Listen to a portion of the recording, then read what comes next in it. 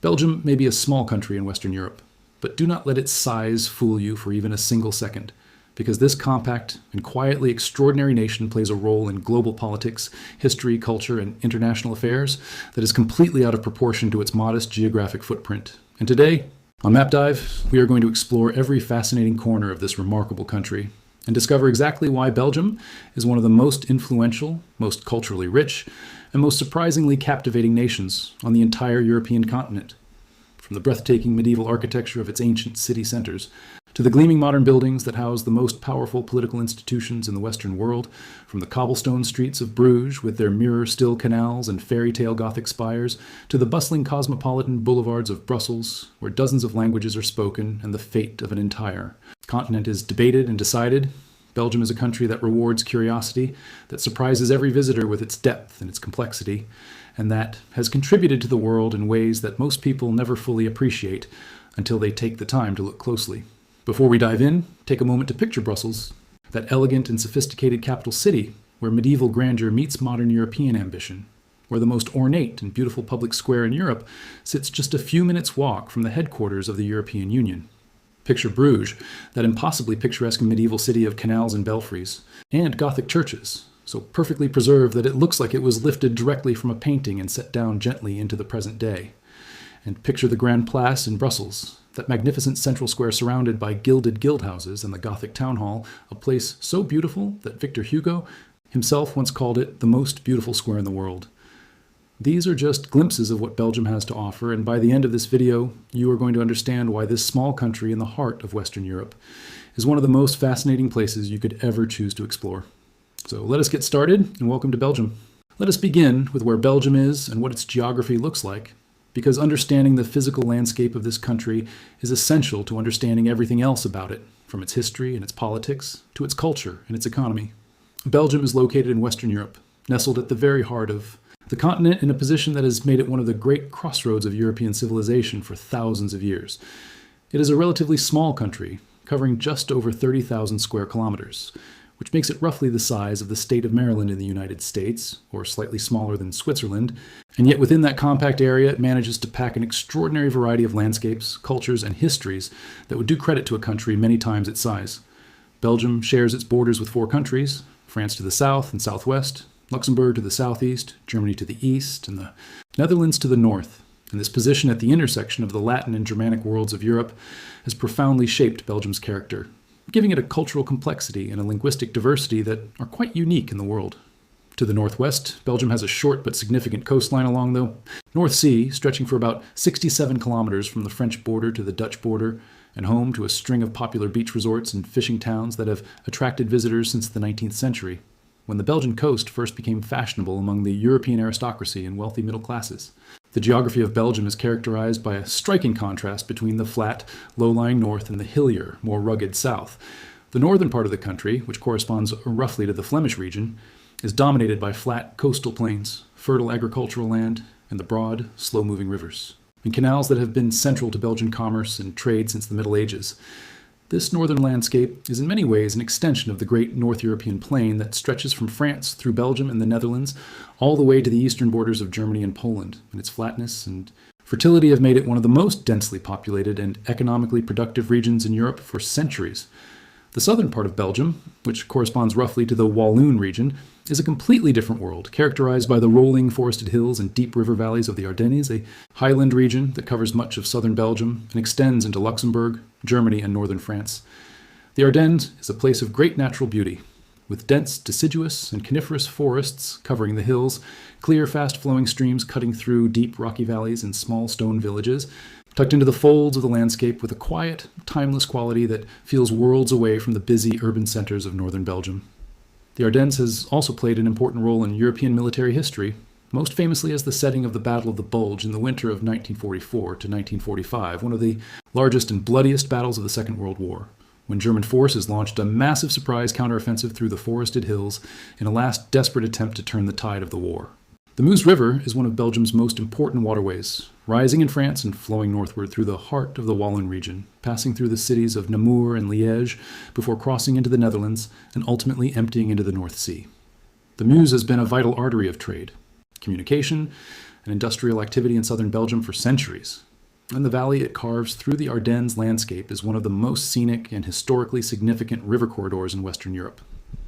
Now let us talk about the people of Belgium, because the human geography of this country is in many ways its most fascinating and most complex feature, a story of languages, regions, and identities that has shaped Belgian politics and society in profound and sometimes turbulent ways. Belgium has a population of approximately 11.5 million people, making it a medium-sized European nation in terms of population, but one of the most densely populated countries in Europe, with more than 370 people per square kilometer. What makes Belgium truly unique among the nations of the world is the fact that it has not one, not two, but three official languages: Dutch, French, and German, each of which is the dominant language of a distinct geographic and cultural region of the country. Dutch, which in Belgium is often referred to as Flemish to acknowledge its slightly different vocabulary and accent from the Dutch spoken in the Netherlands, is the language of Flanders, the northern region of Belgium, that is home to roughly 6 million people and includes the major cities of Antwerp, Ghent, and Bruges. French is the language of Wallonia, the southern region of Belgium that is home to around 3.5 million people. It includes the cities of Liège, Namur, and Charleroi. And German is the official language of a small community of around 75,000 people in the eastern part of Belgium, near the border with Germany, a region that became part of Belgium after the First World War when the Treaty of Versailles transferred it from Germany to Belgium. Brussels, the capital city, is officially bilingual in French and Dutch, though in practice it is a predominantly French-speaking city with a growing population of international residents who bring dozens of additional languages to the mix, making it one of the most linguistically diverse cities in the world. This linguistic division is not just a cultural curiosity. It is the defining feature of Belgian political life and the source of the complex federal structure that governs the country today. Belgium is divided into three linguistic communities: the Flemish community, the French community, and the German-speaking community, each of which has its own parliament and government with responsibility for matters like education, culture, and language policy. It is also divided into three geographic regions: the Flemish region, the Walloon region, and the Brussels capital region, each with its own parliament and government with responsibility for economic and territorial matters. The result is one of the most complex governmental structures in the world, with 6 different governments and parliaments operating alongside the federal government, and a political system that requires constant negotiation and compromise between the different linguistic and regional communities. This complexity has sometimes led to political crises of remarkable duration. In 2010 and 2011, Belgium set the world record for the longest period without a functioning government, going 541 days without an elected government after inconclusive elections made coalition negotiations extraordinarily difficult, a situation that the Belgian people responded to with characteristic good humor, organizing a campaign encouraging citizens to grow beards until a government was formed and breaking the world record for the longest continuous fry-up of French fries in protest. Despite these political complexities, or perhaps because of them, Belgium has developed a culture of consensus building, compromise, and multilateral cooperation that has made it one of the natural homes of international organizations and institutions that require precisely these qualities in their host nation. Let us now explore Belgium's great cities, because this is a country where urban culture is extraordinarily rich and where each major city has its own distinct character, history, and identity that sets it apart from all the others. We begin with Brussels, the capital of Belgium, and in many ways the de facto capital of Europe. A city of around 1 million people in the city proper and around 2 million in the greater metropolitan area, and one of the most internationally significant cities in the world relative to its size. Brussels is home to the headquarters of the European Union, including the European Commission, the European Council, and the European Parliament, as well as NATO, the North Atlantic Treaty Organization, and hundreds of other international organizations, lobby groups, and diplomatic missions that have gathered around these great institutions like planets around a sun. This concentration of international political and administrative power makes Brussels one of the most important cities in the world for international diplomacy and policy making, and it gives the city a cosmopolitan, multilingual character that is unlike almost any other capital in Europe. But Brussels is much more than just a city of bureaucrats and diplomats. It is a city of extraordinary cultural richness, famous for its Art Nouveau architecture, its world-class museums, its vibrant restaurant and cafe scene, and above all for the Grand Place, that astonishing central square that is, surrounded on all sides by the magnificently ornate guild houses of the medieval merchant guilds, their gilded facades gleaming in the sunlight like something from a dream of the Middle Ages. The Grand Place is considered one of the most beautiful squares in the world, and it was designated a UNESCO World Heritage Site in 1998 in recognition of its outstanding universal value as a masterpiece of human creative achievement. Antwerp is Belgium's second largest city and one of the most important and fascinating cities in Europe, a place of extraordinary contrasts where the medieval and the ultramodern coexist in a creative tension that generates an energy and a vitality that is quite unlike anything else in Belgium. Antwerp is located on the Scheldt River in northern Flanders, and its port, the Port of Antwerp, is one of the largest and busiest ports in Europe, handling hundreds of millions of tons of cargo every year and serving as one of the great gateways through which goods flow between the European continent and the rest of the world. But Antwerp is famous for much more than its port. It is one of the world's leading centers of the diamond trade, processing roughly 80% of the world's rough diamonds and more than 50% of all cut diamonds. A trade that has been centered in Antwerp since the 15th century and that is still dominated today by a closely knit community of diamond merchants, many of them from the city's historic Jewish community. Antwerp is also famous as the home of Peter Paul Rubens, the great Flemish Baroque painter whose magnificent house in the city center can still be visited today, and as one of Europe's leading centers of fashion design, with the Antwerp Six, a group of avant-garde fashion designers who graduated from the Royal Academy of Fine Arts in the 1980s, having had an enormous influence on global fashion that is still felt today. Bruges is perhaps the most immediately and overwhelmingly beautiful city in Belgium, a perfectly preserved medieval city of canals, Gothic spires, cobblestone streets, and elegant stepped gable houses that attracts millions of tourists every year, and that has been designated a UNESCO World Heritage Site in recognition of its extraordinary state of preservation. Bruges was one of the great commercial and cultural centers of medieval Europe, a wealthy trading city whose merchants dealt in cloth, spices, and luxury goods from across the known world, and whose artists, including Jan van Eyck, one of the founding figures of Northern European painting, produced some of the greatest works of art of the 15th century. The city's medieval prosperity is still written in stone across every corner of Bruges, from the magnificent belfry tower that dominates the central market square to the Basilica of the Holy Blood that houses a relic believed to contain drops of the blood of Jesus Christ. From the Groningen Museum, with its world-class collection of Flemish primitive paintings, to the quiet, reflective waters of the Minnewater Lake, known as the Lake of Love, where swans glide beneath weeping willows in a scene of timeless tranquility. Ghent is the fourth of Belgium's great cities, and in many ways the most underrated, a magnificent historic city that combines the medieval grandeur of Bruges with the urban energy and youthful vitality of a major university city. Ghent is home to Ghent University, one of the largest and most prestigious universities in Belgium, and the student population gives the city a creative, progressive, and intellectually lively atmosphere that distinguishes it from the more tourist-oriented character of Bruges. The city's historic center is dominated by three great medieval towers, those of St. Bavo's Cathedral, the Belfry, and St. Nicholas Church, which rise side by side above the rooftops in a skyline that is one of the most dramatic and beautiful in all of Belgium. Gravenstein Castle, the imposing stone fortress of the Counts of Flanders, sits right in the heart of the city, surrounded by the waters of the Lys River, a perfectly preserved medieval castle that looks like it belongs in a legend rather than in the middle of a busy modern city. Now, let us take a journey through the history of Belgium, because despite its small size, this country has been at the center of some of the most important and dramatic events in European history. The territory that is now Belgium has been inhabited since prehistoric times and was part of the Roman province of Gallia Belgica, named after the Belgae, the Celtic tribes, who lived there when Julius Caesar conquered the region in the 1st century BC. Caesar famously described the Belgae as the bravest of all the Gauls in his account of the Gallic Wars, a compliment that Belgians still take great pride in today. After the fall of the Roman Empire, the region was ruled by the Franks and became part of the Carolingian Empire, and in the Middle Ages it emerged as one of the great centers of European commerce and culture, with the cities of Bruges, Ghent, and Ypres becoming major centers of the cloth trade and achieving a level of wealth and artistic sophistication that few other European cities could match. The region passed through the hands of the Dukes of Burgundy in the 15th century, who made it the cultural and administrative heart of their magnificent court, and then to the Habsburg dynasty, which controlled it as part of the Spanish Netherlands for much of the 16th and 17th centuries, a period of enormous cultural achievement, but also of religious conflict and political struggle,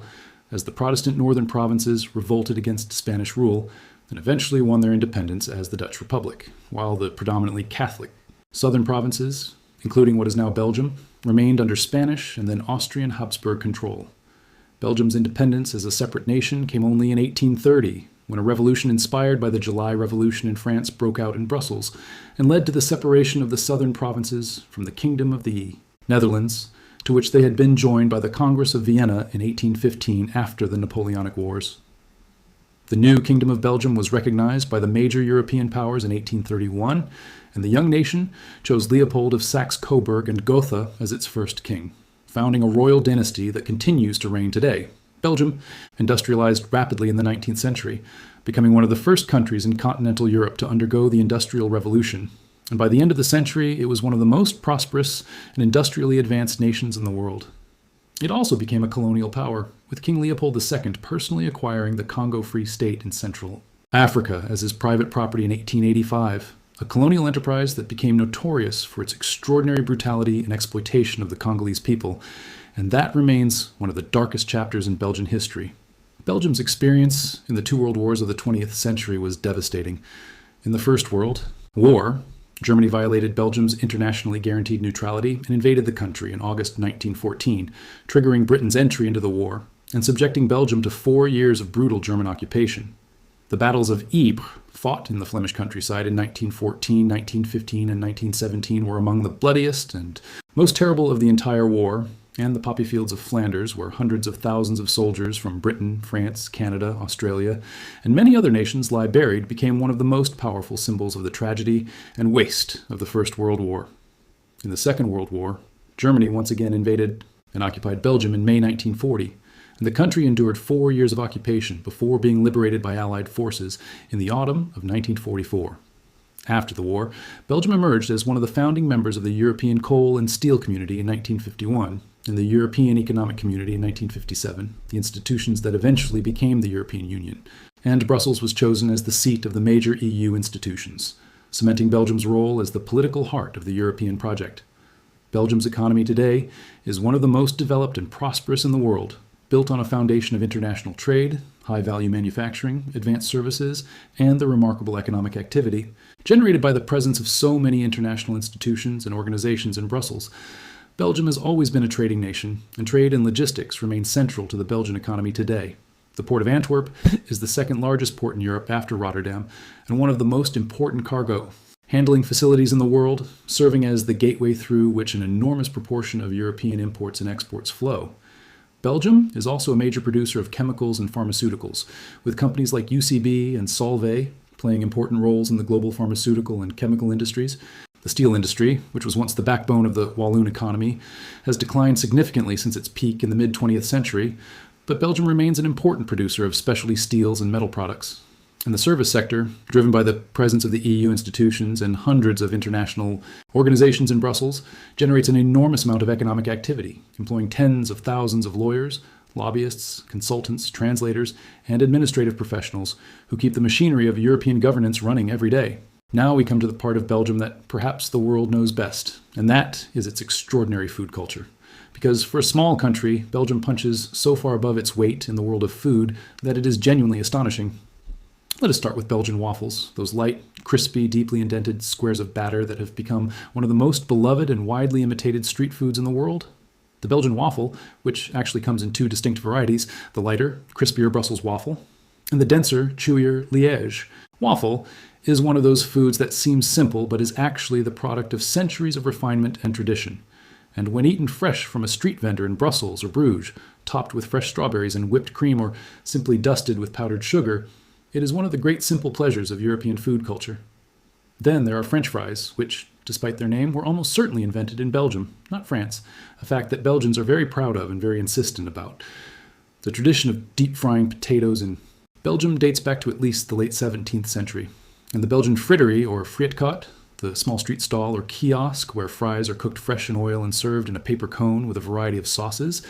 is a beloved national institution that can be found on street corners all across the country. Belgian fries are famously different from fries in most other countries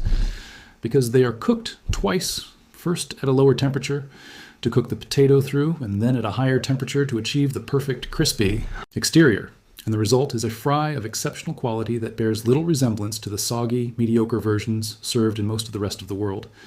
And then there is Belgian chocolate, which is widely regarded as the finest chocolate in the world, a reputation built on centuries of expertise, the highest quality ingredients, and a dedication to craftsmanship that has produced some of the most extraordinary confections ever created. Belgian pralines, those filled chocolates invented by the Brussels chocolatier Jean Neuhaus in 1912, are the pinnacle of the chocolatiers Art and Belgian chocolate brands like Godiva, Neuhaus, Leonidas, and Pierre Marcolini are recognized and celebrated by chocolate lovers in every country on earth. Belgium's cultural contributions extend well beyond food. Belgium is the birthplace of one of the most beloved and widely translated comic book characters in the world, Tintin, the intrepid young reporter and adventurer created by the Brussels artist Hergé in 1929. The adventures of Tintin have been translated into more than 70 languages and have sold more than 200 million copies worldwide, making Tintin one of the most successful comic book characters in history and a symbol of Belgian cultural identity that is recognized and loved across the globe. Belgium has a remarkably rich tradition of comic art more broadly, and Brussels is home to the Belgian Comic Strip Center, a museum dedicated to the history of Belgian comics that celebrates not just Tintin, but the entire extraordinary tradition of Belgian bande dessinée, which has produced characters like the Smurfs, Lucky Luke, and Spirou. Belgium is also famous for its beer, and with good reason. Belgium produces more than 1,500 distinct varieties of beer, including some of the most complex, sophisticated, and highly regarded beers in the world. Belgian beer styles like Trappist ales, brewed by monks in monasteries according to centuries-old traditions, lambic beers fermented spontaneously by wild yeasts in the air, saisons brewed for farm workers to drink during the harvest. And strong, dark abbey ales represent an extraordinary diversity and depth of brewing tradition that is unlike anything found in any other country. In 2016, Belgian beer culture was inscribed on the UNESCO Intangible Cultural Heritage List, a recognition of its outstanding cultural significance that Belgians celebrated with naturally a beer. Let us now turn to the great landmarks and tourist attractions that make Belgium such a rewarding destination for visitors from around the world. The Grand Place in Brussels is, as we mentioned, one of the most beautiful squares in the world, and no description really does justice to the experience of standing in the middle of it for the first time and looking around at the extraordinary array of gilded guildhouses, each one more ornate and magnificent than the last, that surround you on all sides. The square dates back to the 12th century, but most of the current buildings were constructed in the late 17th century after the square was almost entirely destroyed by French bombardment in 1695, and the speed and magnificence with which it was rebuilt in just a few years is a testament to the pride and wealth of the Brussels merchant guilds who funded the reconstruction. The Atomium is one of Belgium's most distinctive and beloved landmarks, a futuristic structure built for the 1958 Brussels World's Fair that consists of 9 steel spheres connected by tubes to represent an iron crystal magnified 165 billion times, standing 102 meters tall and offering panoramic views over the Brussels skyline from its uppermost sphere. The Atomium was originally intended as a temporary structure, like the Eiffel Tower before it, but like the Eiffel Tower, it proved so popular and so beloved that it became a permanent fixture of the city's landscape, and is now one of the most recognizable symbols of Brussels and of Belgium. Gravenstein Castle in Ghent is one of the best preserved and most impressive medieval castles in Belgium, a massive stone fortress built by the Count of Flanders in 1180 on the site of an earlier castle, and surrounded by the waters of the Lys River in the very heart of the city. The castle's towers, battlements, and great hall have been remarkably well preserved, and today house a museum of arms and torture instruments that gives a vivid and sometimes unsettling sense of what life and death were like in medieval Flanders. And now for some of the most fascinating facts about Belgium, because this is a country that is full of surprises for those who take the time to look closely. Belgium has more castles per square kilometer than almost any other country in the world, with estimates suggesting there are more than 3,000 castles, castle ruins, and fortified houses scattered across the Belgian countryside, a density of medieval military architecture that reflects the country's long history as a contested and fought-over territory at the heart of European power struggles. Brussels is so central to the operations of the European Union that it is often informally called the capital of Europe, and the presence of the EU institutions has transformed the city into one of the most internationally connected and politically significant urban centers in the world. Belgium holds a rather unusual record in the world of politics, having on multiple occasions gone for extraordinary lengths of time without a functioning federal government due to the difficulties of forming coalitions across linguistic and political divides, and yet the country has continued to function remarkably well during these periods of political deadlock, which says something interesting about the resilience and self-sufficiency of Belgian society and institutions. And Belgium produces hundreds of varieties of beer, as we mentioned, including the famous Trappist beers, brewed by monks in abbeys like West-Vlateren, Chimay, and Orval, some of which are considered among the finest and most complex beers in the world, and are sought after by beer enthusiasts from every country. So, as we reach the end of our exploration of Belgium,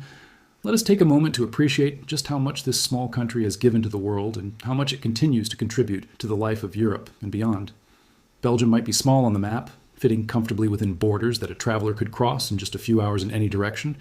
but its culture, its history, its food, its art, and its political influence make it one of the most fascinating, most complex, and most rewarding countries in Europe to explore and to understand. It is a country that has been shaped by its position at the crossroads of the Latin and Germanic worlds, that has absorbed and synthesized the cultures of its neighbors to create something uniquely its own,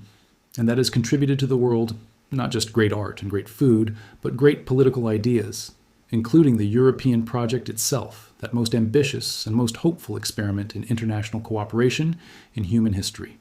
From the medieval splendor of Bruges and Ghent to the cosmopolitan sophistication of Brussels and Antwerp, from the forested hills of the Ardennes to the sandy shores of the North Sea coast, from the world's finest chocolates and the most complex beers ever brewed to the adventures of Tintin and the diamonds of Antwerp, Belgium is a country that rewards every traveler who takes the time to look beyond the surface and discover the extraordinary depth and richness that lies beneath. If you enjoyed this journey through Belgium with MapDive, make sure to subscribe for more geography explorations around the world, because there are so many more incredible countries and stories waiting to be discovered, and we cannot wait to explore them with you.